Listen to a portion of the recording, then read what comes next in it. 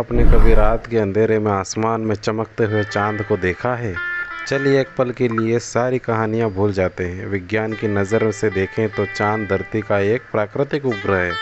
इसका हमारे रिश्तों या कहानियों से कोई वैज्ञानिक संबंध नहीं है।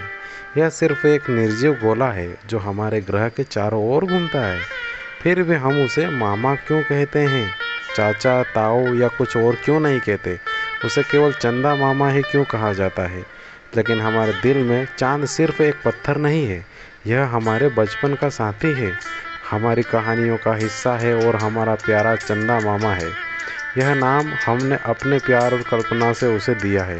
तो चलिए आज मैं आपको उसी काल्पनिक और रोमांचित कहानी के बारे में बताता हूँ जिसने चांद को हमारे परिवार का हिस्सा बना दिया। चांद का जन्म कैसे हुआ? यह एक काल्पनिक और पौराणिक कहानी है। इसका वास्तविक और वैज्ञानिक घटनाओं से कोई भी संबंध नहीं है। जो मान्यताएं हैं उन्हीं के आधार पर हम कुछ बताते हैं। यह एक महान कहानी है। बहुत बहुत साल पहले की बात है, जब हमारे देवता और दानव दोनों ही अमृत की तलाश में थे। उन्हें पता चला कि समुद्र के अंदर अमृत छुपा है, लेकिन उसे निकालना कोई आसान काम नहीं था। इसके लिए उन्होंने मिलकर एक विशाल यज्ञ करने का फैसला किया, जिसे समुद्र मंथन कहते हैं। सोचिए, एक तरफ सारे देवता और दूसरी तरफ सारे दानव मिलकर समुद्र को मथ रहे थे। उन्होंने मथने के तौर पर एक विशाल पर्वत को इस्तेमाल किया और रस्सी के रूप में एक बहुत बड़े नाग का इस्तेमाल किया। जैसे जैसे समुद्र मंथन तेज होता गया, उसमें से एक एक करके अद्भुत और रोमांचकारी चमत्कारी चीज़ें बाहर आने लगी। कभी विष निकला तो कभी जादुई हाथी, तो कभी कई तरह के रत्न। सब हैरान थे। और फिर एक ऐसा पल आया जब समुद्र से एक साथ दो सबसे खूबसूरत चीज़ें प्रकट हुई।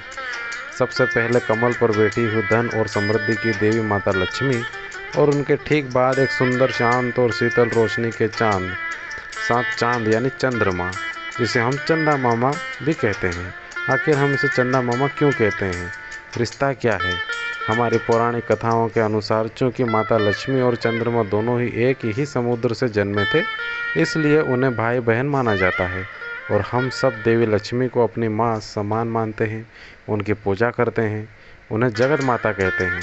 तो बस यही से वो प्यारा रिश्ता बन जाता है। जब माता लक्ष्मी हमारी माँ है, तो उनके भाई होने के नाते चंद्रमा हमारे मामा हुए। यह एक कमाल की कहानी है।